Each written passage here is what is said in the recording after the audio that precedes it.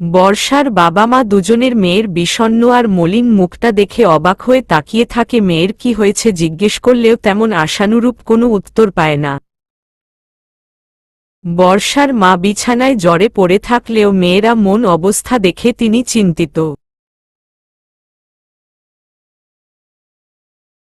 আর তখনই বর্ষাকে জিজ্ঞেস করে কি হয়েছে। কিন্তু বর্ষা উত্তরে কিছুই বলে না।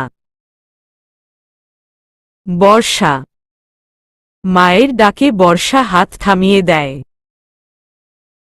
বর্ষা মায়ের মাথায় তেল দিয়ে দিচ্ছিল। হঠাৎ মায়ের ডাক শুনে চমকে ওঠে বলে, হ্যাঁ মাম্মা।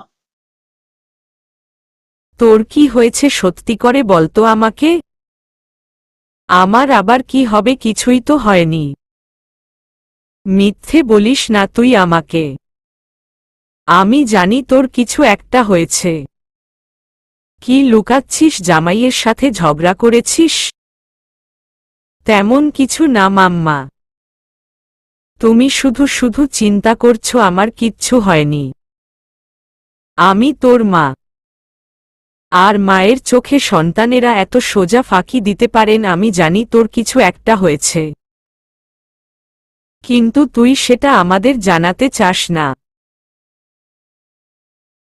এতটাই বড় হয়ে গেলি যে এখনই কথা লুকাতে শিখে গেছিস। উফ মাম্মা, কিছু হয়নি বললাম তো। তুমি অযথা চিন্তা করছো, ঘুমাও তো চুপচাপ। বলেই বর্ষা বিছানা থেকে উঠে দাঁড়ালো আর বেরিয়ে গেল রুম থেকে। এদিকে বর্ষার মামেয়ের যাওয়ার দিকে তাকিয়ে দীর্ঘশ্বাস ফেলল। একমাত্র আদরের মেয়েটা আমাদের কি হয়ে গেল তার জীবন। হাসি খুশি প্রাণবন্ত মেয়েটা এতটা চাপা স্বভাবের আর হুট করে যেন বড় হয়ে গেল। কয়েকদিন আগে যে মেয়েটা বাচ্চাদের মতো গাল ফুলে রাখত, কিছু চেয়ে না দিলেই কান্না করত, আজ সে কষ্ট মুখে হাসি ফুটিয়ে ঘুরে বেড়াচ্ছে। কি এত কষ্ট মেয়েটার! আমরা কি মেয়েটাকে ভালো জায়গায় বিয়ে দিতে পারলাম না? জামাই তো খুব ভালো, তাহলে মেয়েরা এত কষ্ট কেন? শাওন একবার এসেছিল এই বাসায় বর্ষার খোঁজ নেওয়ার জন্য, কিন্তু বর্ষা তাকে বাসাতেই ঢুকতে দেয়নি। খবর আর কিভাবে নেবে? এরপর আর শাওন সাহস করে আসতে পারেনি। আর এদিকে আরিয়ান ফোন, হোয়াটসঅ্যাপের নাম্বার সবকিছু কিভাবে পেয়ে যাচ্ছে কে জানি। আর ফোন করে তুর্যের সম্পর্কে অনেক অনেক কথা বলেছে বর্ষাকে। বর্ষা শুনতে না চাইলেও তা শুনেছে। আসলে 50% শোনার ইচ্ছা আর 50% শোনার ইচ্ছা নাই, তাই দুইটাই আর করা হয়েছে। আরিয়ান এর মাধ্যমে তুর্যের বিষয়ে অনেক কিছু বর্ষাকে জানতে পেরেছে। আর যত শুনেছে ততই তুর্যের প্রতি ঘৃণাটা বেড়েছে। ভালোবাসা যেটুকু এসেছিল সবাই যেন ধুয়ে মুছে যাচ্ছে। কিন্তু তুর্য সামনে আসলে সেটা চলে হয়ে যায়। তুর্য কাছে থাকলেই অফুরন্ত ভালোবাসা তার থেকে পাওয়ার ইচ্ছা জায়গায় বর্ষার মনে। এই অনুভূতি যে হয়ে গেছে, ঘৃণা করলেও যে মানুষটাকে ভালোবাসে। যতটা ঘৃণা করে ততটাই যে মানুষটাকে ভালোবাসে। কি করবে বর্ষা এসব ভেবে আবার চিৎকার করে কাঁদে। আরিয়ানের জ্বালায় অতিষ্ঠ হয়ে বর্ষা ওর নাম্বার সব জায়গায় ব্লক করে দিয়েছে। তবু কিভাবে যেন আরেক নাম্বার দিয়ে ওকে জ্বালানো শুরু করে দেয়। এই লোকটার কথা শুনে মরে যেতে ইচ্ছে করে। এজন্য আরিয়ানের জ্বালায় অতিষ্ঠ হয়ে ফোন ধরায় অফ করে দিল। তুর্য এর নাম্বার তো দুদিন আগেই ব্লক করে দিয়েছে। লোকটার কাছে আর ফিরে যাবে না, বর্ষা এমনটাই সিদ্ধান্ত নিয়েছে। লোকটা তাকে ভালোবাসে না, শুধু প্রতিশোধের নেশায় বিয়ে করেছে। কিন্তু আমাকে অত্যাচার কেন করছে না আমি সেটাই বুঝতে পারছি না। 2 দিন আগেও আমি ভেবেছিলাম হয়তো তুর্য আমাকে ভালোবাসে বলে বিয়ে করেছে। বাবা মার উপর ও তো আর কোনো কষ্ট অত্যাচার করেন না, আমাদের সাথে করেন না। তাহলে হয়তো বা আমাকে ভালোবাসে ভেবেছিলাম। কিন্তু না, আমি তো জেনে গেছি তুর্য তার ভাইয়ের প্রতিশোধ নিচ্ছে আমার উপর, আমার পরিবারের উপর। তার ভাইকে তো আমারা বাপি না জেনেই শাস্তি দিয়েছিল, কিন্তু সেই শাস্তির জের ধরেই আমার বাপিকে দোষী সাব্যস্ত করেছে তুর্য। আর সেই প্রতিশোধ নিতে আমাদের জীবনটা নরক তুল্য করে তুলেছে। আমাকে ভালোবাসে না, আমাকে যদি ভালোবাসতো তাহলে বউ রেখে বাইরের মেয়ের সাথে মেলামেশা করতে পারত না। উনার ওই জেসির সাথে ও অ্যাফেয়ার আছে, আরও কত শত মেয়ের সাথে আছে কে জানে। আগে উনি যেমনই হোক এখন তো ভালো হতে পারত, কিন্তু না। আমাকে সমাজের চোখে বউ করে, বাইরে ঠিকই অন্য মেয়েদের সাথে ফুর্তি করে বেড়ায়। এমন চরিত্রহীনা একটা লোকের সাথে কিনা আমার সংসার হলো। আবার তার সাথে আমি থাকার ইচ্ছা পোষণ করেছিলেন, হায় আল্লাহ। এদিকে তুর্য 5 দিন পর বাংলাদেশের এসেছে। এখানে আসার পর আর বর্ষার সাথে যোগাযোগ করতে পারেনি, দেখাও করতে পারেনি। জসিম খানের কেসটা নিয়ে খুব বিজি ছিল। বিদেশে গিয়ে জসিম খানকে ধরতে পারলেও শেষ রক্ষা করতে পারেনি। তাকে বাংলাদেশে আনার আগেই খুন করা হয়। তুর্য জসিম খানকে কখনো খুন করতে চাননি, তাকে জীবিত অবস্থায় বাংলাদেশ আনতে চেয়েছিল। তার মাধ্যমে একজন বড় কালপিটকে ধরা যেত। কিন্তু সেই তো এতটা কাঁচা না, তাই তো তারা জসিম খানকে কায়দা করে খুন করে দিয়েছে। জসিম খানের গার্লফ্রেন্ড পূজা দাস, দুজনের লাশ ইনভেস্ট করতে হয়েছে। জসিম খানের স্ত্রীর সাথে দেখা করেছে তুর্য।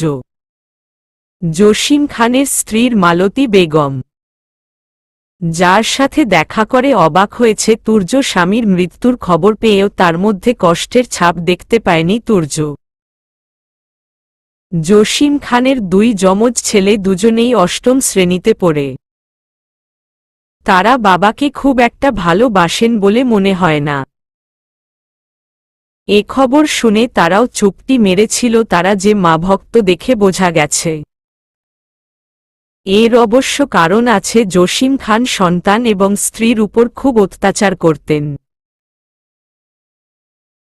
জসিম খানের বহু নারীর সাথে মেলামেশা ছিল, এজন্য তার স্ত্রীর সাথে সবসময়ই দ্বন্দ্ব লেগেই থাকত।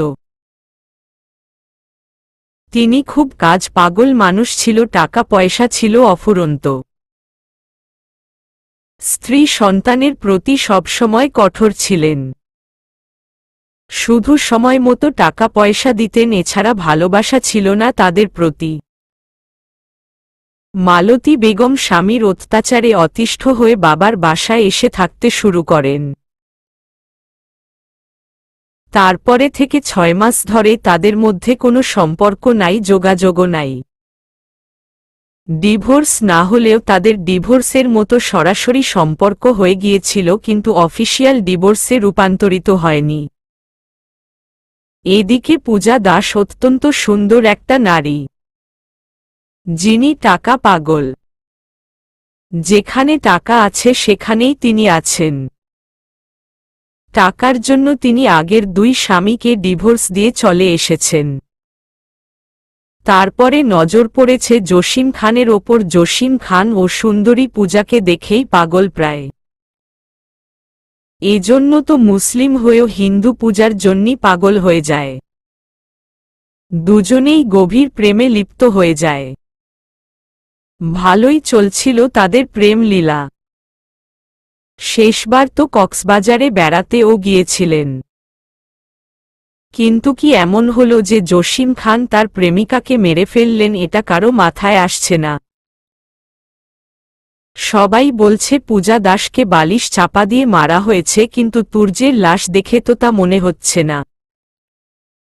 মারার খবর শোনার পর অনেকেই বলছেন জসিম খানের সাথে প্রেমে লিপ্ত হওয়ার পর ও নাকি জসিম খান তাকে শর্ত দিয়েছিল পূজাকে আর কারো সাথে সম্পর্ক করা যাবে না, এমন কথা বলেছিল, কিন্তু পূজা স্বীকার করেও আড়ালে লুকিয়ে অন্যদের সাথে মেলামেশা করেছে। যা জেনেই নাকি এমন কাণ্ড করেছে। এই কাজ করে তুর্য বর্ষার খোঁজ নিতে পারছে না। এদিকে বর্ষার জন্য যে লোকটাকে হায়ার করা হয়েছিল তিনি আচমকা খুন করা হয়, এটা যে আরিয়ান করেছে তার কোনো সন্দেহ নাই। আরিয়ান বর্ষার খোঁজ পেয়েছে, ও যে কোনো ঘাপলা না করে বসে থাকবে না সেটা তুর্য খুব ভালো করে জানে। তুর্য কপালে আঙ্গুল রেখে নানান কথা ভাবছিল। বর্ষা দেখার জন্য, ছুঁয়ে দেওয়ার জন্য ওর চোখ দুটো তৃষ্ণার্ত হয়ে আছে। কতদিন ধরে প্রিয়তমাকে দুচোখ ভরে দেখি না। কাজ বাদ এখন শুধু প্রিয়তমার কথা ভাববে তুর্য। আগে তাকে সব জানিয়ে মনের কথা খুলে বলে আপন করে নেবে, তারপর বাকি সব। যেই ভাবা সেই কাজ। তুর্য থানা থেকে বেরিয়ে আসে আর দুদিনের ছুটি নিয়ে আসে। গন্তব্য এখন শ্বশুর বাড়ি যাওয়া আর বউয়ের রাগ ভাঙানো। বউ তাকে যতই বলুক কেয়ার করি না, কিন্তু এতদিন না যাওয়ার জন্য যে তার বউ রাগ করে গাল ফুলিয়ে আছে সেটা সে খুব ভালো করেই জানে। শ্বশুরবাড়ি এসে কলিং বেল দিতেই শাশুড়ি মা দরজা খুলে দাও। বর্ষার মা দরজার বাইরে একমাত্র মেয়ের জামাইকে দেখে খুশিতে আটখানা হয়ে গেল। মেয়ের জামাই নিয়ে ব্যস্ত হয়ে পড়ল। তুর্য সালাম দিয়ে ভেতরে প্রবেশ করল। 2 মিনিট শাশুড়ির সামনে দাঁড়িয়ে থাকে, এদিক ওদিক তৃষ্ণার্ত দৃষ্টি ফেলল প্রিয়তমাকে দেখার জন্য। কিন্তু তুর্যর ব্যাডলাক, বর্ষা তখন এখানে ছিলই না, তাই তাড়াতাড়ি রুমে যাওয়ার চিন্তা করল। এদিকে বর্ষা সারাদিন খায়নি আর না গোসল করেছে। ফোনের মধ্যে তুর্যের ঘুমন্ত একটা ছবির দিকে একদৃষ্টিতে তাকিয়ে চোখের জল ফেলেছি। মানুষটাকে ঘৃণা করলেও এত কেন ভালোবাসি? এটা তো আমার অন্যায়।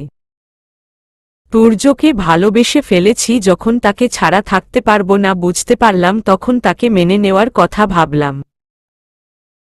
তখন ঘুমন্ত তুর্যের ওই মায়াবী মুখটা দেখে একটা ছবি তুলে নিয়েছিলাম ফট করে। ঘুমালে মানুষটাকে এত সুন্দর লাগে যে ছবি তুলেই ক্ষান্ত হয়নি, কপালে ওষ্ঠ ছুঁয়ে দিয়েছিলাম। বর্ষায় কান্না মাখা মুখ নিয়ে বাবা মায়ের সামনে যেতে চায় না, এই জন্য বাথরুমে চলে গেল শাওয়ার নেয়ার জন্য। অন্যমনস্ক হয়ে বাথরুমে যাওয়া পোশাক নিতেই ভুলে গেল বর্ষা। এদিকে তুর্য বড় বড় পা ফেলে বর্ষার রুমে ঢুকে যায়। বর্ষা গোসল করার আগে দরজা খুলে গিয়েছিল, এই জন্য তুর্যের রুমে ঢুকতে বেগ পেতে হয়নি।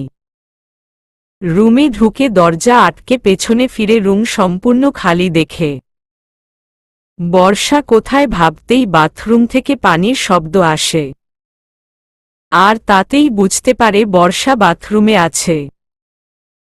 ঠোঁটের কোণে হাসি ফুটিয়ে ভেতর ঢুকে এসির পাওয়ার বাড়িয়ে দেয় আর শার্ট খুলে ফেলে। এদিকে বর্ষা গোসল শেষ করে দেখে পোশাক আনেনি। কপাল চাপড়াতে চাপড়াতে কোনো রকম তোয়াল পেঁচিয়ে বেরিয়ে আসে। এলোমেলো ভেজা চুলগুলো নাড়তে নাড়তে আয়নার সামনে এসে দাঁড়ায়। রুমে যে কেউ উপস্থিত আছে সেটাও লক্ষ্য করে না। আর এদিকে বর্ষাকে এই লুকে দেখে তুর্যের হার্টবিট বেড়ে যায়, দমবন্ধ করা অনুভূতি হয়। থমকানো দৃষ্টিতে প্রিয়তমার এই লুকের দিকে তাকিয়ে থাকে। বর্ষার হাঁটু সম্পন্ন দেখা যাচ্ছে উন্মুক্ত করা। সেদিকে তাকিয়ে ঢোক গিলে একটুখানি জায়গা জুড়ে তোয়াল জড়িয়ে রেখেছে। ভেজা চুল বেয়ে টপটপ করে পানি পড়ে ফ্লোরে ভিজে যাচ্ছে। বর্ষার উজ্জ্বল শ্যামলা গায়ের সাদা তোয়ালটাও মারাত্মক লাগছে। প্রিয়তমার এমন লুক দেখে তুর্য বুকে হাত চেপে ধরল, অস্থির লাগছে ওর। এই মেয়ে ওকে মেরে ফেলারও প্ল্যান করেছে। না হলে এত দিন পর আমার সামনে এইভাবে এসে মারতে চাইতো না নিজের রূপের আগুনে। হাঁ করে দৃষ্টিতে তাকিয়ে আছে। নেশা লেগে গেছে বর্ষার এই রূপ দেখে তুর্যের। ভালোবাসার নেশা। এখন আর ওর কোনো দিকে ধ্যান ধারণা নাই। হা করে প্রিয়তমার দিকে এক পা করে এগিয়ে যেতে লাগল। একদম বর্ষার পিঠ ঘেঁষে বুক ঠেকিয়ে দাঁড়িয়ে পড়ল। বর্ষা আয়না দিকে তাকাতেই পেছনে তুর্যের নেশাতুর দৃষ্টি দেখে থমকে যায়, এই লোকটা এখানে কখন এলো? ও কিছু বলতে যাবে, কিন্তু তার আগেই তুর্যের কোমর জড়িয়ে ঝাপটে ধরেছে। বর্ষা কেঁপে ওঠে। ওর সারা শরীর ঝাঁকুনি দিয়ে ওঠে। এইভাবে তুর্যের সামনে থাকতেও লজ্জায় মরে যেতে ইচ্ছে করছে। তার উপর চেপে ধরায় আরো দমবন্ধ করা অবস্থা হয়। তাও বর্ষা কাপা কাপা গলায় টেনে টেনে বলে, আপনি কখন এলেন? বর্ষা প্রশ্নের কোনো উত্তর পেল না। তুর্য উত্তর দেয়ার মতো অবস্থাতেই নেই। সে তো এখন ডুবে আছে তার প্রিয়তমার নেশায়। তার এখন দুনিয়ার কোনো খবর নাই। তুর্য বর্ষার ভেজা চুলে নাক ডুবিয়ে দেয়। বর্ষা অস্বস্তিতে ছটফট করছে। তুর্য হঠাৎ বর্ষার চুলগুলো সরিয়ে দেয়, পিঠ থেকে উন্মুক্ত করে দেয় কাঁধ। মাথা ঝুঁকিয়ে কাঁধে ঠোঁট চেপে ধরে। সাথে সাথে বর্ষা চোখ বন্ধ করে নেয় আর খামছে ধরে তুর্যের হাত। তুর্য বর্ষার পেট জড়িয়ে ধরে রেখেছিল হাত, সেই হাতের উপর বর্ষা খামচে ধরেছে। তুর্যের সেদিকে খেয়াল নেয়, সে আছে বর্ষার মাঝে ডুবে। বর্ষার কাঁধে ঠোঁট ছুঁয়ে দিতে থাকে এক নাগাড়ে উন্মাদের মতো। বর্ষা তাকে আজকে মারাত্মকভাবে জড়িয়ে নিয়েছে, পাগল করে তুলেছে। বর্ষা চোখ খিচে বুজে আছে আর ঠোঁট কামড়ে থরথরিয়ে কাঁপছে। বর্ষা তুর্য করা অন্যায় কিছুক্ষণের জন্য ভুলে গেছে। ও তুর্যের ভালোবাসায় ডুবে চোখ বন্ধ করে তা অনুভব করছে। তুর্য ফট করেই মাথা তুলে আয়নার দিকে তাকিয়ে বর্ষার মুখের দিকে তাকায় আর সাথে সাথে এক টানে ঘুরে নিজের দিকে ফেরায়। বর্ষা চোখ খুলে তাকিয়ে আছে তুর্যের মুখের দিকে। তুর্য এক দৃষ্টিতে তাকিয়ে আছে। কতদিন পর দেখছে নিজের বউটাকে। মুখে উপর আসা এলোমেলো চুলগুলো হাত বাড়িয়ে সরিয়ে দেয়। বর্ষা চোখ পিটপিট করে তাকিয়ে তুর্যকে দেখছে। তুর্য বর্ষার কোমরে চাপ দিয়ে নিজের আরো কাছে এনে কপালে ওষ্ঠ ছুঁয়ে দেয়। বর্ষার সাথে সাথে চোখ বুজে নেয়। তুর্য তা দেখে বর্ষার চোখের পাতাও চুমু খায়। বর্ষা কেঁপে উঠে। এবার তুর্য ঠোঁটের দিকে তাকিয়ে আছে এক দৃষ্টিতে। পাতলা চিকন ঠোঁটের দিকে তাকিয়ে তা ছুঁয়ে দেওয়ার জন্য উন্মাদ হয়ে গেছে। তৃষ্ণার্ত কাকের মতো তাকিয়ে আছে ছুঁয়ে দিতে। একটু একটু করে এগিয়ে যাচ্ছে তুর্য, কিন্তু ওর সমস্ত প্ল্যান বন্ধ করে দিল। হঠাৎ বর্ষা ধাক্কা দিয়ে নিজের থেকে সরিয়ে দিল তুর্যকে আর জোরে জোরে শ্বাস নিতে লাগল। দৌড়ে আলমারির থেকে পোশাক নিয়ে বাথরুমে ঢুকে দরজা আটকে ফেলল। দরজায় পিঠ ঠেকিয়ে দাঁড়িয়ে আছে চোখ বন্ধ করে বর্ষা। এদিকে তুর্য আহাম্মকের মতো বর্ষার যাওয়ার দিকে তাকিয়ে আছে। তারপর হঠাৎ কিছু ভেবে ঠোঁটে বাঁকা হাসি টেনে বিছানায় গিয়ে লম্বা হয়ে শুয়ে পড়ল। চোখ বন্ধ করতেই বর্ষার চেহারাটা ভেসে উঠল। রাতে ডিনার করার সময় তুর্য বর্ষাকে খুব জ্বালাতন করল। বর্ষা দাঁত চেপে সহ্য করেছে। তুর্য এর যন্ত্রণায় রুমে যায়নি। সেই যে ড্রেস পরে বের হয়েছিল আর ঢুকেনি। খাওয়া শেষে তুর্য বাপির সাথে আড্ডা দিচ্ছে। বর্ষা এই সুযোগে রুমে গিয়ে শুয়ে পড়ল ঘুমানোর জন্য। জেগে থাকলে তুর্যের যন্ত্রণায় অসহ্য হয়ে যাব। ঘুম ঘুম ভাব হতেই চমকে চোখ মেলে তাকালো গুনগুন করে কান্নার আওয়াজ শুনে। . ধরফরিয়ে বিছানায় উঠে বসল। আমি দেখতে পেলাম রুম ফাঁকা। আশেপাশে তুর্যকে দেখা যাচ্ছে না। তিনি কোথায়? আর এমন করে ফুপিয়ে কাঁদছে কে? কান্নার আওয়াজ বর্ষা নিজের রুমের বেলকনি থেকে পাচ্ছে। বর্ষা তড়িগড়ি করে উঠে দাঁড়াল। কান্নাটা পুরুষের মনে হচ্ছে, কণ্ঠটাও পরিচিত।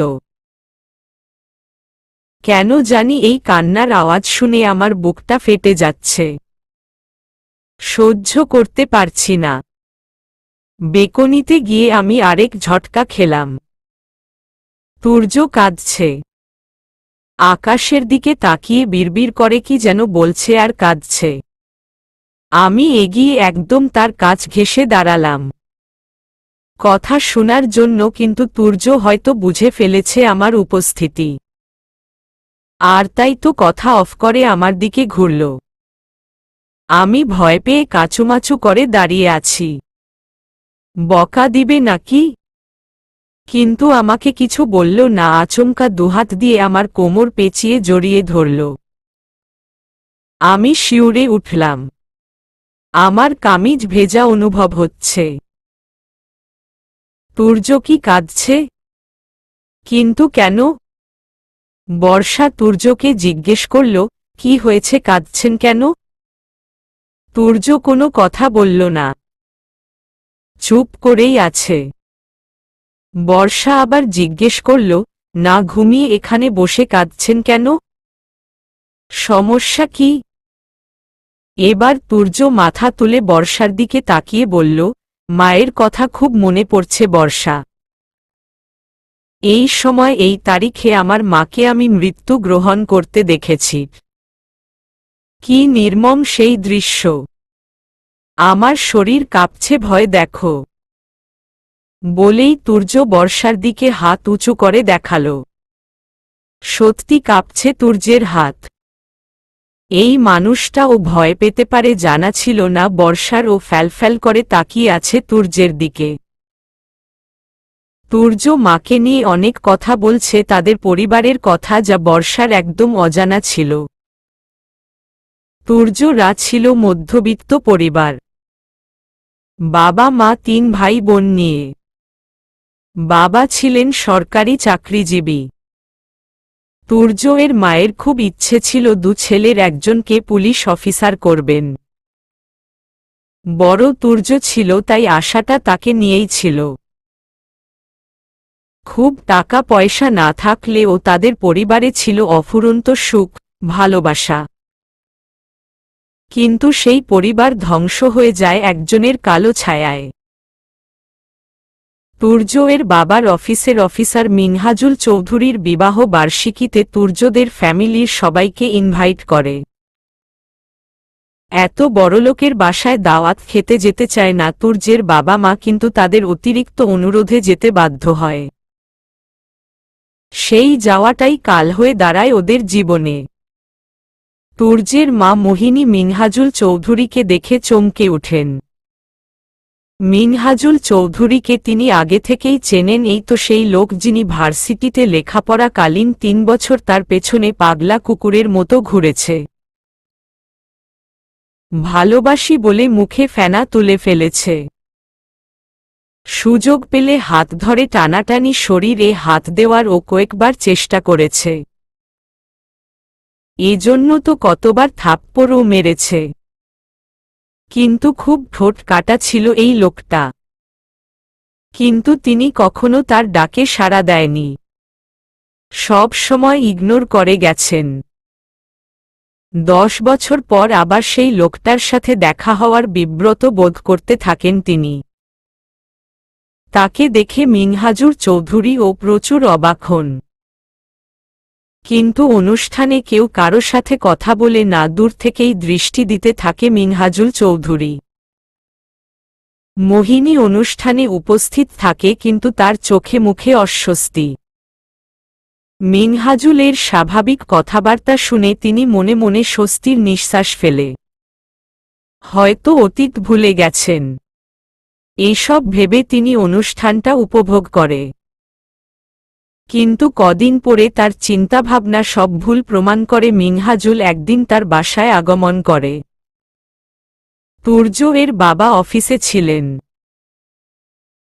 হঠাৎ কলিং বেলের আওয়াজ শুনে দরজা খুলে মিনহাজুল চৌধুরীকে দরজায় দাঁড়িয়ে থাকতে দেখে চমকে ওঠে।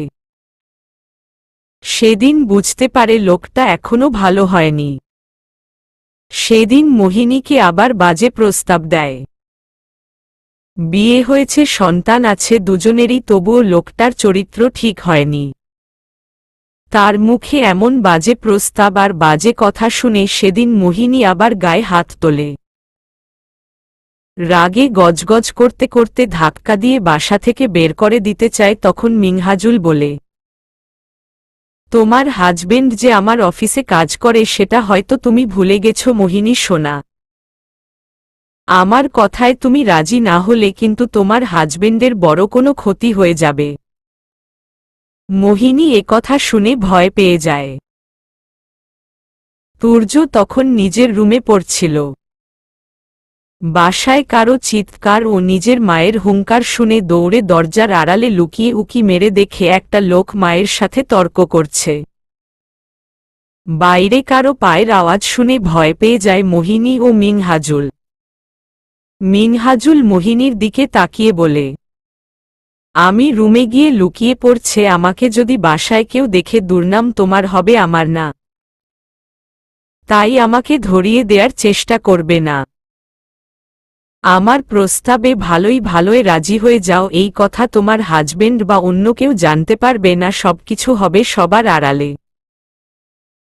আমি তোমার হাজবেন্ডকে বড় পদে করে দেব, অনেক টাকা পাবে, তোমাদের এই অভাবন্টনের সংসার কেটে যাবে। তার জন্য শুধু আমাকে খুশি করো, তাহলে তোমাকে টাকার বিছানায় শুয়ে রাখব সোনা। এত বছর পরও আমি তোমার জন্য কত পাগল দেখছ, এখনো তুমি আগের মতোই সুন্দরী আছো, খালি একটু মোটা হয়েছ, বাট আই লাইক ইট। বলেই বিচ্ছিরি হাসি দিয়ে ভেতরে চলে গেল। রুমে প্রবেশ করল পাশের বাসার তানিয়া ভাবি ও তুর্য এর বড় বোন আলিশা প্রাইভেট পড়ে এসেছে। আলিশা রুমে আসতেই তুর্য বোনকে পেয়ে সব খুলে বলল। যে একটা লোক এসেছে আম্মুর সাথে, তিনি রাগারাগি করছিল।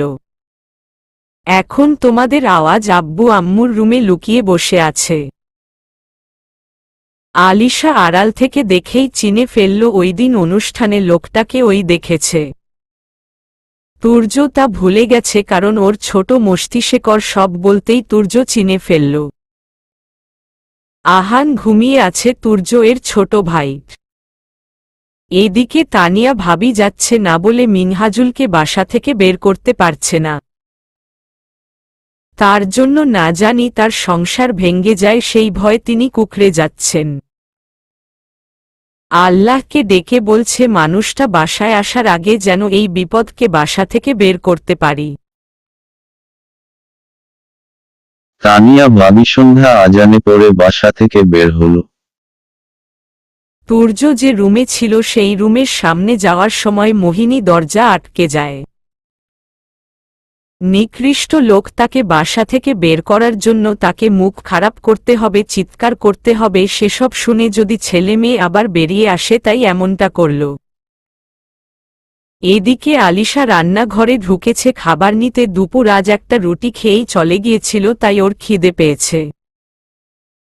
রাগে গজগজ করতে করতে রুমে গিয়ে দেখে মিনহাজুল বিছানায় শুয়ে আছে। মোহিনী গিয়ে বলল, তাড়াতাড়ি আমার বাসা থেকে বেরিয়ে যান। আমার প্রস্তাবে তুমি রাজি হয়েছ সোনা? তাহলে আসো, তোমাকে একটু আদর করে যাই। এখন তো তোমার ওই সোকল স্বামী বাসায় আসবে না।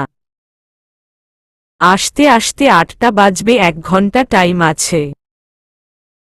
সেই ভার্সিটি লাইফ থেকে তোমার প্রতি আকৃষ্ট আমি।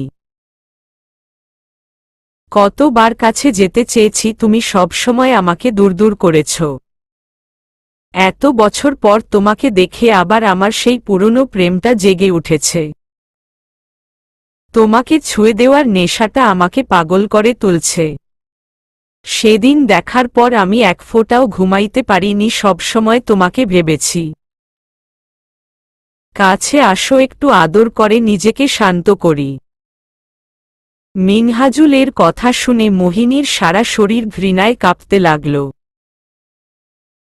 মন চাচ্ছে এই লোকটাকে খুন করে ফেলতে, তবুও নিজেকে কন্ট্রোল করে বলল, আরেকটা বাজে আছে কথা বললে আমি তোকে খুন করে ফেলব। বের হ শয়তান, আমি তোর কোনো প্রস্তাবে রাজি হয়নি, না আগে রাজি ছিলাম আর না কখনো হব। তোর ওই মুখ দেখলেই আমার থু থু দিতে মন চায়। এই তোর না মেয়ে আছে, বউ আছে, তবুও তুই এইসব করতে এসেছিস, তোর লজ্জা করে না? জানোয়ার, তুই কি মানুষ? এত দিনেও একটু সুদ রাসনি, আগের মতোই জানোয়ার রয়ে গেছিস। মোহিনীর কথা শুনে মিনহাজুল রাগে ফেটে পড়ল।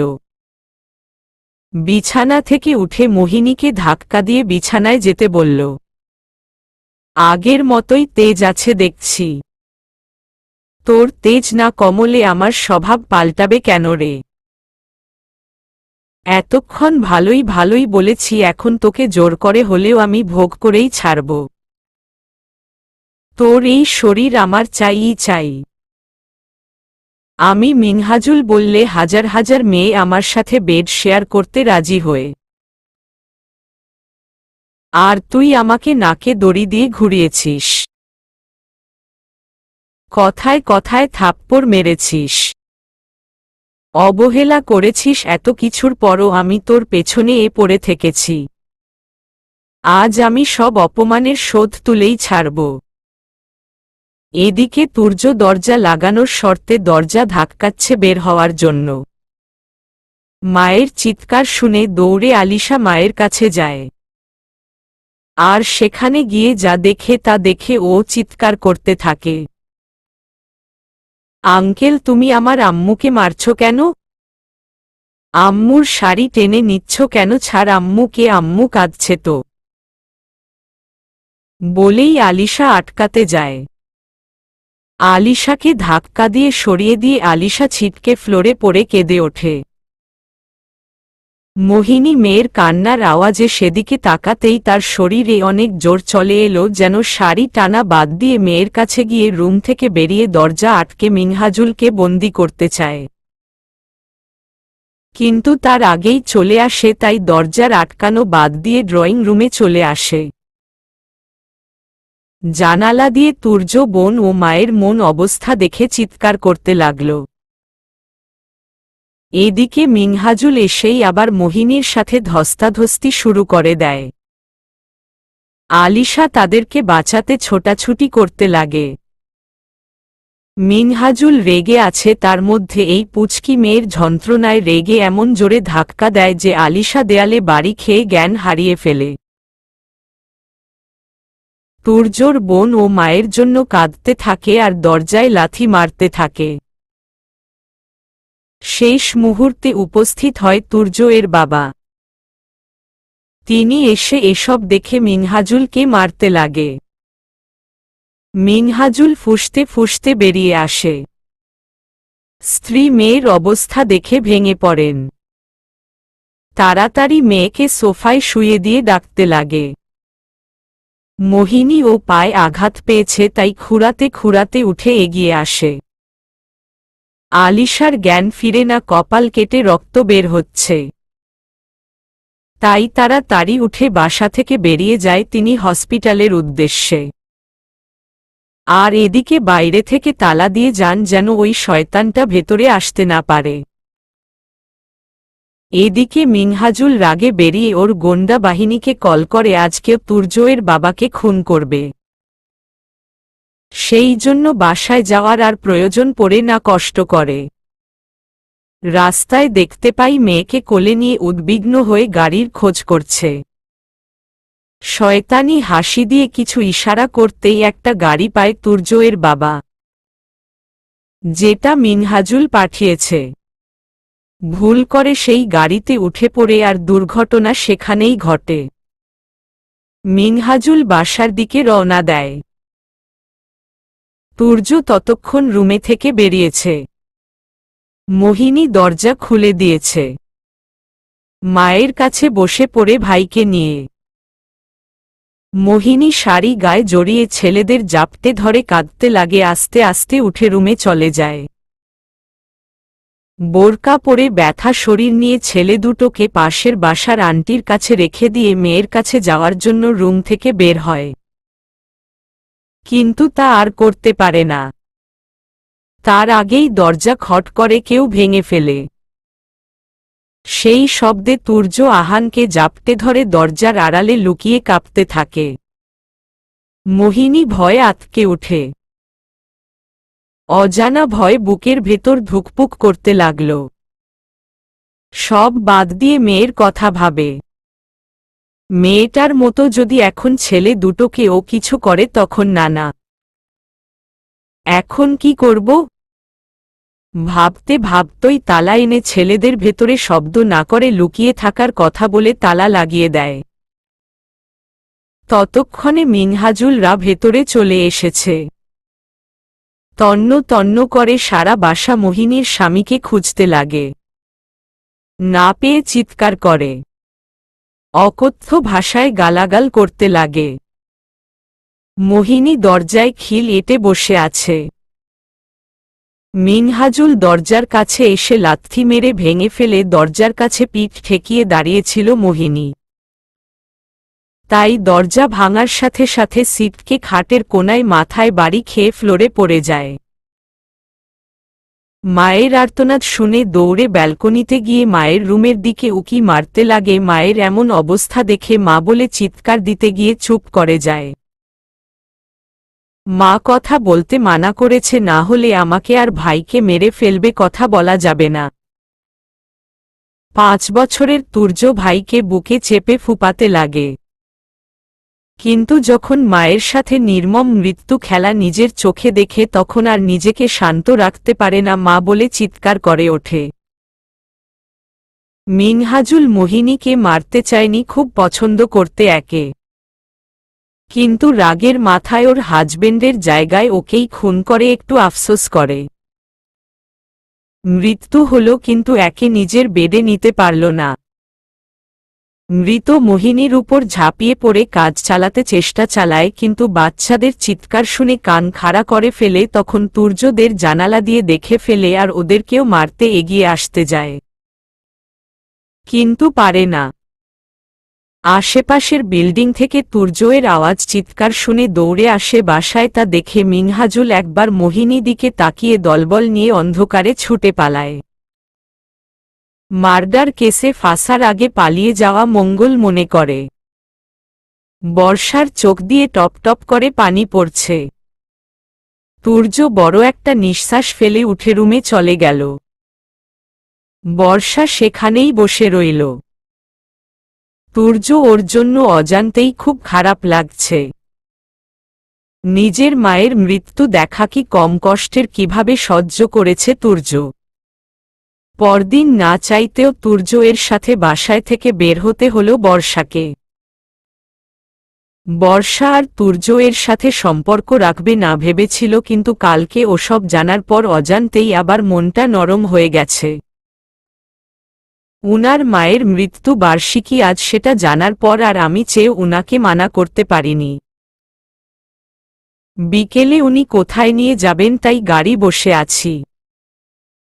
কালকের সব শোনার পর আমার আলিশা আপু আর তুর্য এর বাবার কি হয়েছিল জানতে মনটা ব্যাকুল হয়ে আছে। কিন্তু আমি বললেই কি তিনি বলবে নাকি অসম্ভব। গাড়ির দরজা লাগানোর শব্দে বর্ষার ধ্যান ভাঙল।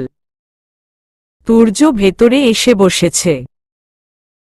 বিকেলের সময়টা কাটল অন্যরকমভাবে। তুর্য যে এমন একটা জায়গায় বর্ষাকে নিয়ে আসবে বর্ষা ভাবতেও পারেনি। তুর্য এর কাণ্ডকারখানা দেখছিল শুধু। এই মানুষটাকে হাসি খুশি কোমলভাবে খুব কমই দেখেছে বর্ষা। সব সময় গম্ভীর রাগী বলেই যাকে দেখেছে, আজ তার এই রূপ দেখে কিছুটা ভরকে গেছে বর্ষা। তুর্য বর্ষাকে অনাথ আশ্রমে এনেছে। এটা নাকি তুর্য এর তৈরি। এতিমখানা ছোট ছোট ছেলে মেয়েদের নতুন পোশাক দিল তুর্য। সামনে শীতে আসছে তাই শীতের পোশাকে দিল সবাইকে। সবার সাথে কি মিষ্টি ব্যবহার। এই মুহূর্তে তুর্যকে দেখে কেউ বলতেই পারবে না তার আরেকটা ভয়ঙ্কর রূপ আছে, বা থাকতে পারে। সন্ধ্যায় বেরিয়ে এলাম আশ্রম থেকে। গাড়িতে উঠে তুর্য আমাকে বলল, কোনো বাসায় যাবে? বর্ষা চোখ তুলে তুর্য এর দিকে তাকাল। তুর্যের কথায় হকচকিয়ে দৃষ্টি নিক্ষেপ করল, আর আমতা আমতা করতে লাগল। কোথায় যাবে সেটা নিজেই বুঝতে পারছে না। তুর্য তা দেখে হাসতে লাগল। বর্ষা চোখ কপালে তুলে তাকিয়ে আছে। লোকটা নিশ্চিত পাগল হয়ে গেছে। হাসছে কেন? আগে এত হাসত না, এমন হুটহাট। আজ সব বিস্ময় দিয়ে আমাকে মারার প্ল্যান করেছে নাকি? আমি মুগ্ধ হয়ে তুর্য এর হাসির দিকে তাকিয়ে রইলাম। তুর্য তা দেখে আমার একদম কাছে এসে বলল, তুমি ফেঁসে গেছো বর্ষামণি। এবার তোমার কি হবে? একটু থেমে আবার বলল, এই অসভ্য মানুষটার সাথে কাটাতে পারবে তো সারা জীবন? এবার কিন্তু আমি আর তোমাকে ছাড় দিব না বর্ষামণি। একদম বাচ্চার মা বানিয়ে ফেলব। তাড়াতাড়ি বলো কোথায় যাবে, আজ তোমাকে একটা সুযোগ দিলাম। তুমি কি এই খারাপ মানুষটার হাত ধরে সারা জীবন কাটাতে চাও, নাকি ঘৃণা নিয়ে মুখ ফেরাতে চাও? তোমার ইচ্ছেকে আজ প্রাধান্য দিতে চাই। আমি না আর জোর জবরদস্তি করতে চাই না। আমি চাই ভালোবাসা। আমার এই অভিশপ্ত কালো জীবনে ভালোবাসার ফুল ফোটাতে তোমাকে চাই। তোমার ভালোবাসায় সিক্ত হতে চায়। আমি নতুন জীবন শুরু করতে চাই, যেখানে থাকবে শুধু অফুরন্ত ভালোবাসা, সুখ। এইভাবে তোমার চোখে ঘৃণা নিয়ে আর আমি থাকতে পারছি না। হয় তুমি ভালোবেসে আমাকে গ্রহণ করো, না হলে মুখ ফিরিয়ে চলে যাও, পিছন ফিরো না কখনো।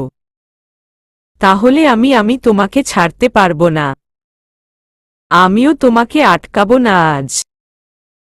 অনেক জোর করেছি, ধরে বেঁধে তোমাকে আটকে রেখেছি, কিন্তু বিনিময়ে তোমার চোখে ঘৃণা ছাড়া আমি কিছুই দেখতে পাইনি। এভাবে নিজের ভালোবাসার মানুষটিকে চোখে ঘৃণা দেখলে নিজেকে ধ্বংস করে দিতে ইচ্ছে করে। আমি একটু শান্তি চাই, ভালোবাসা চাই। একটু ভালোবাসা দাও। আর এইভাবে আমি পারছি না। আজকে হয় আমরা ভালোবাসা সিক্ত হব, না হয় বিচ্ছেদ ঘটাব। সিদ্ধান্ত তোমার। বর্ষা। বর্ষা মলিন মুখে তাকিয়ে আছে তুর্যের দিকে। তুর্য কথা বলেই যাচ্ছে, আজকে তুমি যদি আমার হাত ছেড়ে দাও Barshamoni, I promise I will never show you my fresh. Turya এর গলা কাঁপছে, তবুও থামল না, মনের সব কথা বলেই গেল। আমি কখনো চাইনি তোমার মায় পড়তে, তোমার ওই চোখের গভীরে হারিয়ে যেতে, ওই কালচে খয়েরি ঠোঁটের নেশায় পড়তে, তোমার ওই ভীতু মুখটার প্রেমে পড়তে। বিলিভ মি বর্ষা, চাইনি ভালোবাসতে, কিন্তু আমার কিছু করার নাই, না চাওয়া সত্ত্বেও আমি এসবে জড়িয়ে গেছি। এই তোমাকে আমি ঘৃণা করতাম, এজন্যই তো তোমাকে আমি কষ্ট দিতে চেয়েছিলাম। তোমার বাবার জন্য তোমাকে আমি ঘৃণা করতাম, কষ্ট দিয়ে, যন্ত্রণা দিয়ে, তিলে তিলে তোমাদের ধ্বংস করতে চেয়েছিলাম। কিন্তু বিশ্বাস করো, তোমাকে দেখার পর আমার প্রতিশোধের নেশার আগুন কিভাবে যেন ধপড়ছি নিভে গেছিল। আমি চেয়েও তোমার ক্ষতি করতে পারিনি, কষ্ট দিতে পারিনি। যেটুকু কষ্ট দিয়েছি পড়ে নিজেই তার জন্য নিজেকে আঘাত করেছি। বুকের ভেতর তোমার ওই চোখে এক ফোঁটা জল দেখলেই কষ্টে আমার বুক জ্বালাপোড়া করেছে। আমি তোমার কষ্ট, এক ফোঁটা অশ্রু ও সহ্য করতে পারিনি। এতটা ভালোবেসে ফেললাম যখন বুঝলাম তখন তোমার ওই চোখে আমার জন্য শুধু আমি ঘৃণা দেখতে পেয়েছি। যা আমার জন্য তীব্র যন্ত্রণা, আমি তা সহ্য করার ক্ষমতা রাখি না। সত্যি রাখি না। তোমাকে ছেড়ে আমি থাকতে পারবো না একটুও। তাই তো তোমার বাবার সাথে সম্পর্ক ভালো করে তার বিশ্বাস অর্জন করলাম, তারপরে তোমাকে নিজের করে নিলাম। ভেবেছিলাম বিয়ে হলে তুমি সব ভুলে আমাকে ভালোবাসতে শুরু করবে। কারণ বাঙালি নারীরা স্বামী যতই খারাপ হোক তাকে মন প্রাণ উজাড় করে ভালোবাসতে জানে। কিন্তু এত দিন হয়ে গেল তার কিছুই হলো না। আস্তে আস্তে তুমি শুধু আমার থেকে দূরে সরে যাচ্ছ, কাছে আর আসছ না। তুর্য একটু দম নিল। বর্ষা একদৃষ্টিতে তুর্যের দিকে তাকিয়ে আছে। তুর্য ফট করেই বর্ষার এক হাত নিজের বুকে চেপে ধরল। বর্ষা চমকে উঠল। হাত ছাড়াতে চেষ্টা করতে গিয়ে ও থেমে গেল। তুর্য কথা বলতে শুরু করেছে আবার। আমি জানি তুমি আমাকে বেছে নেবে না, ছাড়িয়ে নিবে আজ আমার হাত, চলে যাবে আমার থেকে অনেক দূরে। এটাই তো সব সময় চেয়েছ, আজকে আমি একটা সুযোগ করে দিলাম। তুমি তো মনে মনে খুব খুশি, তাই না? কিন্তু বিলিভ মি বর্ষা, আমি একটু শান্তি পাব না। তোমার শূন্যতা আমাকে যন্ত্রণা দিবে, ভেতরে ভেতরে কষ্ট দিয়ে আমাকে মেরে ফেলবে।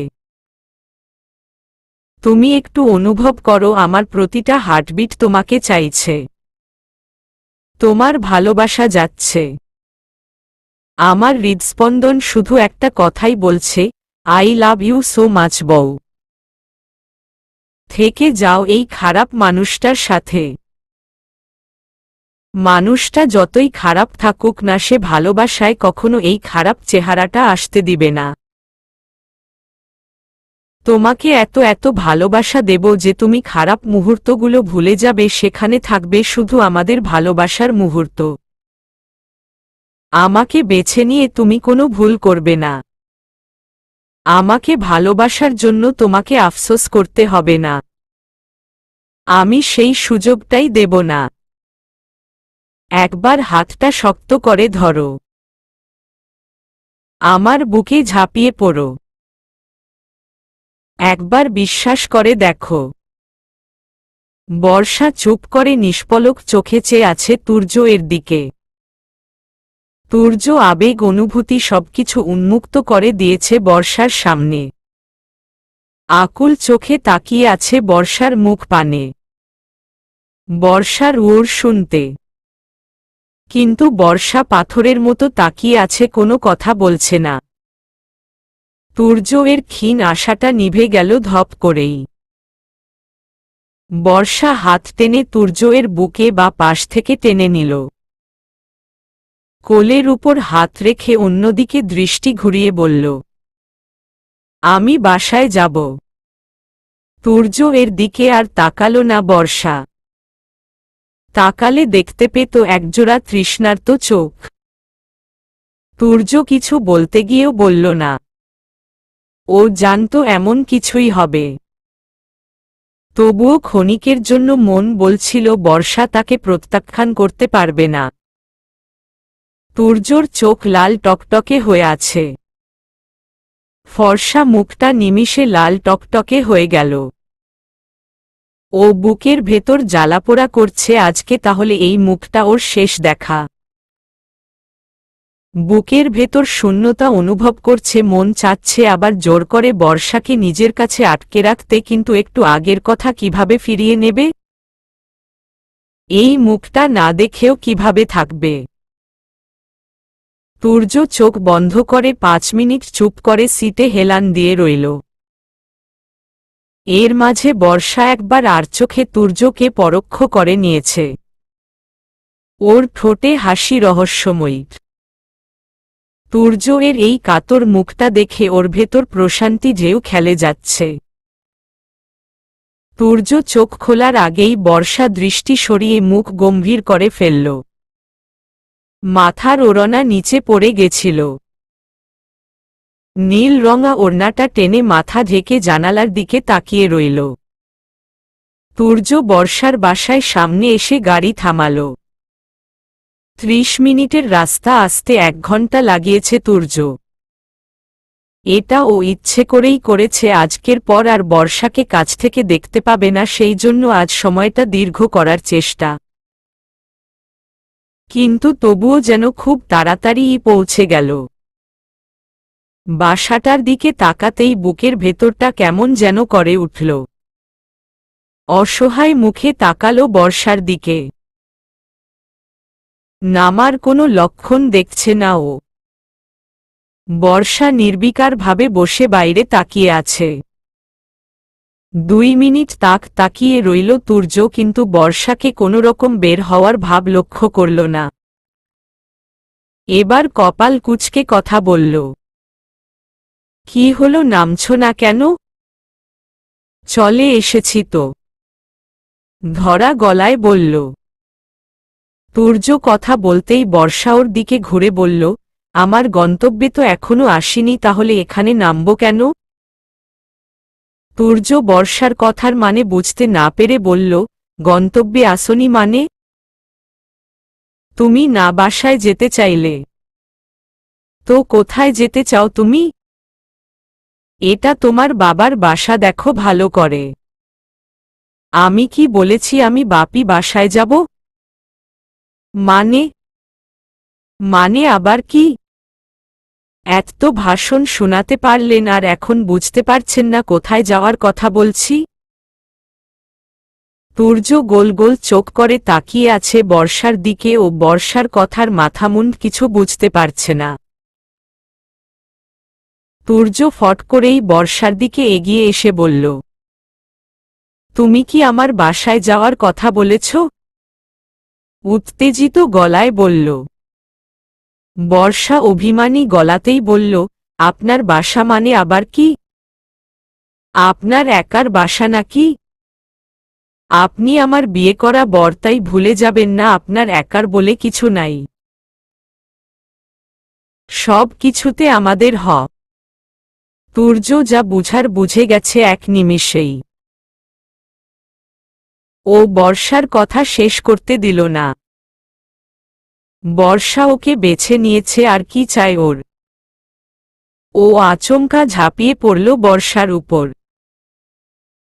বর্ষা চমকে উঠল। কিছু বুঝে ওঠার আগেই টেনে নিজের কোলের উপর বসিয়ে দিল তুর্য বর্ষাকে। আর পাগলের মতো চুমু খেতে লাগল বর্ষাকে। বর্ষা চোখ খিচে বন্ধ করে জোরে জোরে শ্বাস নিচ্ছে। তুর্য দুহাতে ঝাপটে ধরে আছে ওকে। চেয়েও নড়তে পারছে না বর্ষা। তুর্য কোমল গলায় বলল, থ্যাংক ইউ সো মাচ বউ, আমাকে বেছে নেওয়ার জন্য। আই লাভ ইউ বউ, বলেই বুকে জড়িয়ে নিল। বর্ষা চোখ বন্ধ করে শান্ত ভঙ্গিতে তুর্যের বুক মাথা রেখে আছে। বর্ষা চোখ বন্ধ করে আছে, ওর চোখ দিয়ে টপ টপ করে পানি পড়ছে। ওর পাশেই বসে আছে শাওন। ল্যাপটপ হাতে নিয়ে উঠে দাঁড়াল আর বলল, আসছি। বর্ষা নড়ল না, চুপ করে বসে আছে। শাওন চলে গেল। বর্ষা উঠে তুর্যের রুমে ঢুকে গেল। তুর্য ঘুমন্ত অবস্থায়। ঘুমের মধ্যে ও যেন লোকটা হাসছে। ভ্রু কুটি করে কিছু বিড়বিড় করছে আর মুচকি মুচকি হাসছে। বর্ষা এলোমেলো পায়ে হেঁটে এসে বসল ওর খুব কাছে। কানটা এগিয়ে নিয়ে গেল মুখের কাছে। তুর্য ঘুমিয়ে ও বর্ষাকে ভালোবাসি বলছে। অনুভূতি মেশানো বলি আওড়াচ্ছে। যা শুনে বর্ষার চোখ আরো ভিজে উঠল। এত ভালোবাসে লোকটা ওকে, ওর জন্য এত কিছু করেছে, আর ও কিনা তাকে ভুল বুঝে ওই শয়তানটার কথা শুনে ওইসব করতে গিয়েছিল। ছি, সময় মতো শাওন না আসলে কি ঘটে যেত ভাবতেই গায়ে কাঁটা দিয়ে উঠল বর্ষার। ছুরিটার দিকে তাকিয়ে ছুঁড়ে ফেলে দিল। ঘুমের মধ্যে শব্দ পেয়ে তুর্য নড়ে উঠল, কিন্তু জাগল না। বর্ষা চোখ মুছে দুহাত বাড়িয়ে তুর্য এর মুখটা ধরল। তারপর কোনো কিছু না ভেবেই সারা মুখে চুমু খেতে লাগল। এই মানুষটাকে ও খুব ভালোবাসে, খুব। কিন্তু উনার করা সব খারাপ কাজের জন্য সবসময় নিজের অনুভূতি চাওয়া পাওয়া লুকিয়ে গেছে ও, কিন্তু আজ যখন সব জানতে পেরেছে তখন আর নিজেকে কন্ট্রোল করতে পারছে না বর্ষা। এই মানুষটাকে ও খুন করতে এসেছিল ওই আরিয়ানের কথায়। ছি, নিজের স্বামীকে কিভাবে খুন করার কথা ভাবতে পারল ও? এত জঘন্য কবে হয়ে গেল যে আমি একটা মাছি মারতেও ভয় পেতাম, সেই আমি কিনা নিজের ভালোবাসার মানুষটিকে মারতে চেয়েছিলাম। কিভাবে? তুর্য ঘুমের মধ্যে নিজের উপর আক্রমণ টের পায়। এটা সেই আক্রমণ না, এটা চুমুর আক্রমণ। কেউ তার নরম ঠোঁটের পরশ দিয়ে চলেছে। ও চোখ মেলে তাকালো, সারারাত বর্ষাকে দেখেছে না ঘুমিয়ে। কাল বর্ষার ফিরে আসায় আনন্দে আত্মহারা হয়ে যায় ও। এজন্যই তো সকাল সকাল ঘুম এসে হানা দিয়েছে ওর চোখে। কিন্তু আচমকা এরকমভাবে ঘুম ভাঙায় অবাকের চরম সীমায় পৌঁছে যায়। বর্ষার কাছে হতবাক হয়ে গেল। বর্ষা ওকে তাকাতে দেখেও থামল না, তৃষ্ণার্ত পাখির মতো ঝাঁপিয়ে পড়ল ওর ঠোঁটের উপর। এতে তুর্য আরেক ধাপ ধাক্কা খেল। বর্ষা এসব করতে পারে ওর জানা ছিল না। ও অবাক এতটাই হয়েছে যে বর্ষাকে সাড়া দিতে পারছে না। বর্ষা যখন বুঝতে পারল তুর্যর মন এদিক নেই, তখন ও তুর্য এর ঠোঁট কামড়ে দিল। সাথে সাথে তুর্য সম্মতি ফিরে পেল আর নিজেও বর্ষার সাথে তাল মেলাতে লাগল। এবার বর্ষার দম বন্ধ হয়ে আসছে। তুর্য কোনোভাবেই ওকে ছাড়ছে না। অনেকটা সময় পর ছাড়তেই বর্ষা ও তুর্য দুজনেই হাঁপাতে লাগল। তুর্য বর্ষার দিকে পূর্ণ দৃষ্টিতে তাকিয়ে বলল, কি ব্যাপার বলো তো? সকাল সকাল এত রোমান্টিক মুড? যে তুমি আমায় কাছে ঘেঁষতে দিতে না, একদিনে এত পরিবর্তন যে একদম ঠোঁটে আক্রমণ করলে। বর্ষা লজ্জা চোখ বন্ধ করে আছে। তুর্য আরেকটু এগিয়ে বর্ষার মুখের উপর ঝুঁকে বলল, প্রতিটা সকাল এমন মিষ্টি মুখ করে ঘুম থেকে উঠতে চাইট বর্ষামণি। আমার ইচ্ছেটা পূর্ণ করবে তো? বর্ষা লজ্জায় বিছানা থেকে উঠতে চাইল, তুর্য উঠতে দিল না, বিছানায় চেপে শুইয়ে দিল। বর্ষা ছাড়া পাওয়ার জন্য ছটফট করছে তুর্য, তা দেখে বলো, একটু আগে তো ঠিকই আমা নিজে থেকে চুমু খেলে, আর এখন পালিয়ে কোথায় যাচ্ছ? তুমি একাই কি শুধু আদর দেবে নাকি আমি কি দেব না? ইটস নট ফেরার বর্ষামণি। এতদিন পর বিয়ে করা বউয়ের চোখে নিজের জন্য অফুরন্ত ভালোবাসা দেখেছি।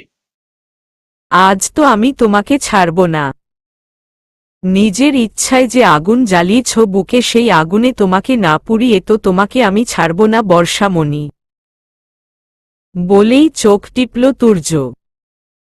বর্ষা দরজার দিকে তাকিয়ে বলল, প্লিজ ছাড়ুন, দরজা খোলা আছে, যে কেউ চলে আসতে পারে। তুর্য শুনল না, মুখ এগিয়ে নিল বর্ষার গলার দিকে।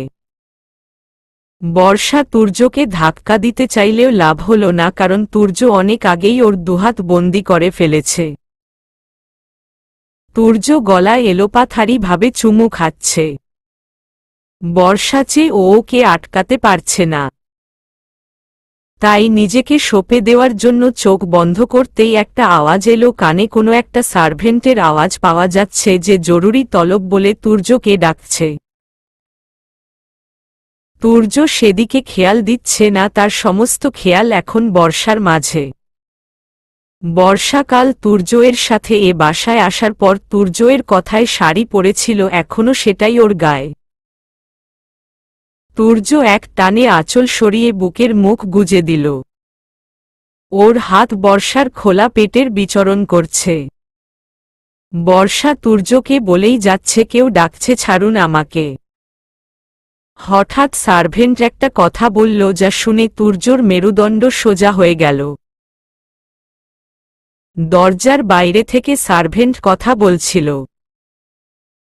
তুর্য তার সব কথা শুনেছে কিন্তু পাত্তা দেয়নি, শুধু বিরক্ত হয়েছে এই সুন্দর মুহূর্তে সার্ভের বিরক্ত করাই। কিন্তু এই মাত্র কথাটা শুনতাই ওর সব ধ্যান ধারণা বদলে গেল। বর্ষাকে এক ঝটকায় ছেড়ে উঠে দাঁড়াল। বর্ষা ছাড়া পেতেই আঁচল টেনে গায়ে জড়িয়ে নিল আর দৌড় দিল তুর্য এর পেছনে। তুর্য খালি গায়েই বের হয়েছে রুমে থেকে।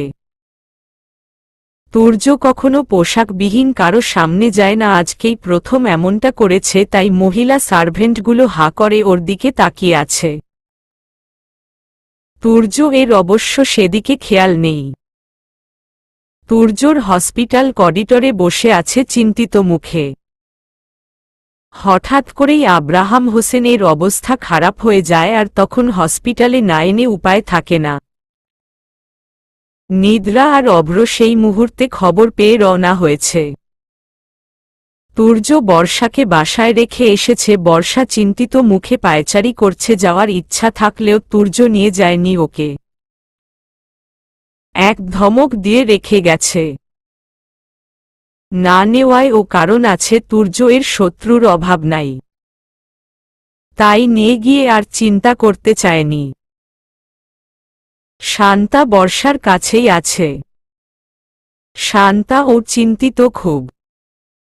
আল্লাহকে ডেকে তার সুস্থ কামনা করতে ব্যস্ত সে। বর্ষা তুর্য তাই করছে। নিদ্রা এসেই ভাইকে ঝরিয়ে ধরে কাঁদতে লাগল। চোখ মুখ লাল হয়ে গেছে। অভ্র ভেতরে চলে গেল। নিদ্রা যাওয়ার সাহস পাচ্ছে না। তবুও নিজেকে শান্ত করে ভেতরে যায়, কিন্তু বাবার এই অবস্থা ও সহ্য করতে পারে না, বেরিয়ে আসে। তাই বাইরেই রয়ে গেল। শাওন এসে উপস্থিত হয়েছে। ডাক্তার বের হয়ে যা জানালো তা শুনে তুর্য থপ করে পড়ে যেতে নেয়। শাওন তাকে ঝাপটে ধরে। নিদ্রা জ্ঞান হারিয়ে ফেলে। এতগুলো বছর পর বাবাকে ফিরে পেয়েও আবার হারিয়ে ফেলল। চিরদিন এর জন্য না ফেরার দেশে চলে গেল। ও মানতে পারল না। নিদ্রাকেও ভর্তি করি হল। তুর্য নিজেকে সবসময় শক্ত রাখলেও এখন পারছে না। মায়ের মতো বাবা ও তাদের এক করে দিয়ে চলে গেল। বুকটা ফেটে যাচ্ছে কষ্টে, কিন্তু ও কষ্টটা প্রকাশ করতে পারছে না। চিৎকার করে কাঁদতে পারছে না। বাবা নামক ছায়াটা মাথার উপর থেকে হারিয়ে গেল সারা জীবনের জন্য। বর্ষা ওকে মেনে নেওয়ার ও নিজেকে সবথেকে হ্যাপি মানুষ ভেবেছিল। সুখ আসতেই কেন আবার দুঃখ চলে আসে জীবনে? আমি কি একটু সুখী হতে পারব না? এইভাবেই সবাই আমাকে ছেড়ে হারিয়ে যাবে। ব্রো, তুমি ঠিক আছো তো? কিছু অন্তত বলো। এভাবে পাথরের মতো বসে থেকো না। তুর্য তাকালো ওর দিকে। ছেলেটা এত ভালোবাসে কেন ওকে? কেমন বাচ্চাদের মতো কাঁদছে, যেন ওর থেকেও ওর কষ্ট বেশি হয়েছে। তুর্য শাওনকে জড়িয়ে ধরল। কাঁদল না, কিন্তু চোখের পানি ছেড়ে দিয়েছে। ডাক্তার জানালো স্ট্রোক করেছে বাবা। তিনি নাকি খুব টেনশনে থাকতেন সব সময়। তুর্য কপালে চিন্তার ভাঁজ ফেলে ভাবছে কি জন্য এত টেনশন করতেন বাবা। কি নিয়ে? 12টায় বাসায় নিয়ে আসা হয় তাকে। নিদ্রার জ্ঞান ফেরার পর থেকে চিৎকার করে কাঁদছে বর্ষার বাবা মা খবরটা শুনে ছুটে চলে এসেছে। শাওনের বাবা মা বোনও চলে এসেছে। দূর সম্পর্কের অনেক আত্মীয় স্বজন এসে বাসা ভর্তি করে ফেলেছে। বর্ষা স্তব্ধ হয়ে তাকিয়ে আছে তার শ্বশুর মশাইয়ের দিকে। মানুষটা যে আর নেই বিশ্বাসই করতে পারছে না। এই বাসায় থাকাকালীন প্রতিদিন একবার এই রুমে এসে মানুষটাকে দেখত। খুব মায়া জন্মে গেছিল। তুর্যকে ঘৃণা করলেও এই মানুষটাকে নিজের বাবা মতো ভালোবাসত। সে মানুষটা যে হুট করে এভাবে সবাইকে ছেড়ে চলে যাবে ভাবতে পারছে না। তুর্যর কি অবস্থা ভেবে কষ্ট হচ্ছে খুব। মানুষটাকে কোথাও দেখছে না। জোহরের নামাজের পর জানাজা পড়াবে। বর্ষা তুর্যকে খুঁজে যাচ্ছে কিন্তু তার দেখা নাই। নিদ্রার চিৎকারে বাসা কাঁপছে। তার কাছে কিছুক্ষণ বসে রইলাম জোর করে কিন্তু জুস খাইয়ে দিয়েছি। নামাজ পড়ে যখন লাশ নিতে এলো সেই মুহূর্তে আমি তুর্যকে এক নজর দেখতে পেলাম। শুভ্র পাঞ্জাবি গায়ে মাথায় টুপি দেওয়া, মলিন মুখে দাঁড়িয়ে আছে। সন্ধ্যার আগে আব্বু আম্মু চলে গেল। এর মধ্যে তুর্য আর বাসায় ফেরেনি। আস্তে আস্তে বাসা ফাঁকা হয়ে গেল। এখন বাসায় আছি আমি, নিদ্রা আপু, অভ্র ভাইয়া, শান্তা। সবাইকে খাওয়াই দিয়েছি। নিদ্রা আপুকে অনেক বলে কয় খাবার খাওয়ানো হয়েছে, তার চোখ মুখ ফুলে ঢোল হয়ে গেছে। আমি সোফায় বসে তুর্যের অপেক্ষায় আছি। লোকটা সারাদিন বাড়ি এলো না, কোথায় আছে সেই চিন্তায় আমি চিন্তিত। ফোন দিলে ও ফোন রিসিভ করে না। তুর্য কিছু খায়নি, তাই বর্ষা ও সারাদিন না খেয়ে আছে। তুর্য 8টায় বাসায় আসে। চোখ মুখ শুকিয়ে একটু খানি হয়ে আছে। মুখ দেখে বোঝা যায় অনেক কান্না করেছে, কিন্তু সবার আড়ালে নিজেকে স্বাভাবিক করতে পারেনি বলে এতক্ষণ বাসায় আসেনি।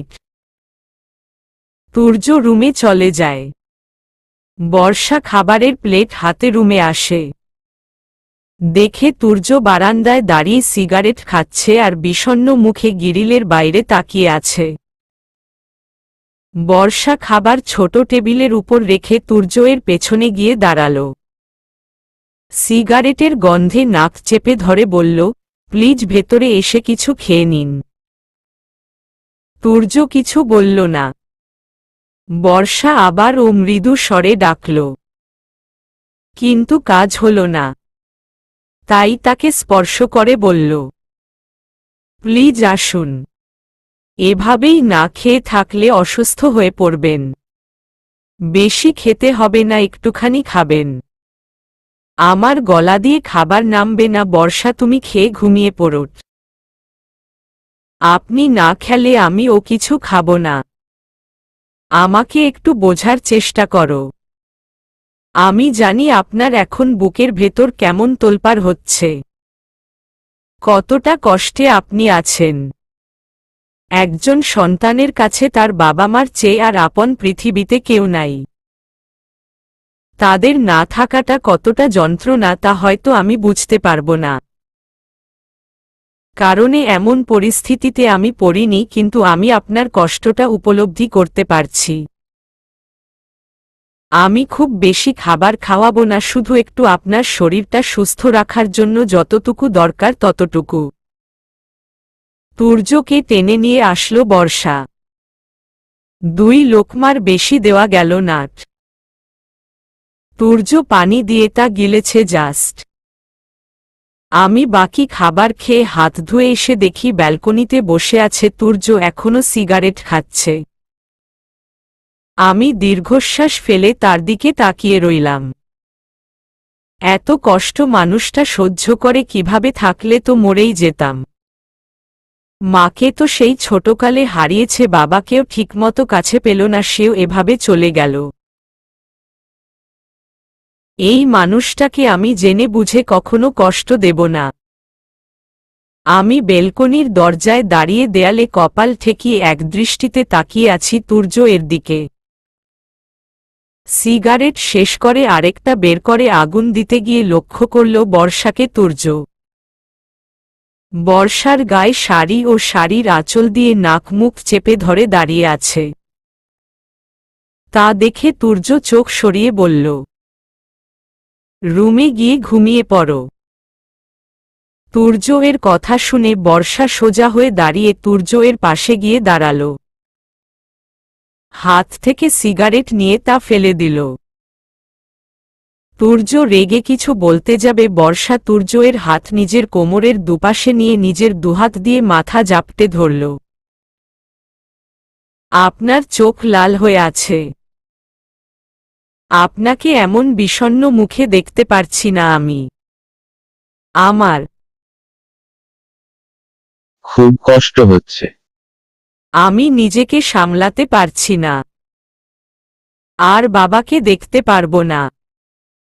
এত দিন তাও যেভাবেই থাক আমার চোখের সামনে ছিল, বেঁচে ছিল। কিন্তু আজ থেকে তিনিও আর নাই। প্রথমে মা, তারপর আহান, এখন বাবা, সবাই কেন এইভাবে আমাকে একা করে চলে যায় বর্ষা? আমি তো আর নিজেকে সামলাতে পারছি না। একে একে সবাই আমাকে নিঃস্ব করে চলে যাচ্ছে। বলেই তুর্য ডুকরে কেঁদে উঠল। বর্ষার চোখেও পানি। কি বলে এই মানুষটাকে সান্ত্বনা দেবে ওর জানা নাই। বাচ্চাদের মতো কাঁদছে তুর্য। এতক্ষণ নিজেকে কন্ট্রোল করতে পারলেও এখন পারছে না। বর্ষার পেটের কাছের শাড়ি ভিজে যাচ্ছে তুর্য এর চোখের পানিতে। বর্ষা নীরবে মাথায় হাত বুলিয়ে দিচ্ছে, ওর চোখেও পানি। তুর্যকে কাঁদতে দিয়েছে বর্ষা। কাঁদুক, কাঁদলে কষ্টটা একটু কমবে। বর্ষার দোলনায় বসে পড়েছে। বুকের উপর থেকে তুর্য এর মাথাটা ধরে উঁচু করে চোখ মুখে দিল বর্ষা। নিজের ওষ্ঠ ছুঁয়ে দিল তুর্য চোখের পাতায়। প্লিজ আর কাঁদবেন না। আপনাকে এমন ভেঙে পড়তে দেখতে পারছি না আমি। তুর্য নেতিয়ে পড়ছে। বর্ষা তুর্য এর অধর চেপে ধরল। মানুষটাকে সামলানোর চেষ্টা। এই কি সেই মানুষটি যার ভয়ে তটস্থ থাকত সব সময়? সেই ব্যক্তিটার আজ কি অবস্থা আপন মানুষ হারিয়ে? কখনো কি বর্ষা ভেবেছিল এই মানুষটাকে জানপ্রাণ দিয়ে ভালোবাসবে, তার কষ্টে নিজে কাঁদবে? তুর্যকে একটু শান্ত করে রুমে এনে শুয়েছিল। ড্রিম লাইট জ্বালিয়ে নিজেও তুর্যর পাশে শুয়ে মাথায় হাত বুলিয়ে দিতে লাগল। বাচ্চাদের মতো ফুপিয়ে যাচ্ছে। অতিরিক্ত কষ্টে যেন একটা 5 বছরের বাচ্চা হয়ে গেছে। কি ভয়ঙ্করী সাহসী মানুষের এই রূপ দেখে বর্ষার বুকটা ফেটে যাচ্ছে। কতটা দুর্বল হয়ে পড়েছে। শুয়াতে পারলেও তার কষ্ট দূর করার ক্ষমতা বর্ষা নাই। অনেকক্ষণ হয়ে গেল তবু তুর্য ফুপানি কমল না। তাই এই কষ্ট কমাতে ভালোবাসাকে কাজে লাগানোর চেষ্টা করল। প্রথমে তুর্য রেসপন্স না করলেও আস্তে আস্তে বর্ষার ডাকে সাড়া দিল। সাড়া না দিয়ে তুর্য পারতও না। এই মেয়েটাকেও সবচেয়ে বেশি ভালোবাসে, তাকে নিজের করে টাবার জন্যে, আপন করার জন্য কতই না চেষ্টা করেছে। আজ সেই মেয়েটা ওকে ডাকছে, ও সাড়া না দিয়ে থাকতে পারল না। আজ দুটি ভালোবাসার মানুষ কাছাকাছি এলো। দুটি হৃদয় মিলেমিশে একাকার হয়ে গেল। একজনের আপন কাউকে হারানোর কষ্ট, আরেকজনের সেই কষ্ট থেকে দূর করা আপ্রাণ চেষ্টা। পরদিন আরেক ধামাকা তাদের জন্য বাকি ছিল। আলাদা করে দিবে না তো আবার এই দুটি ভালোবাসার মানুষকে।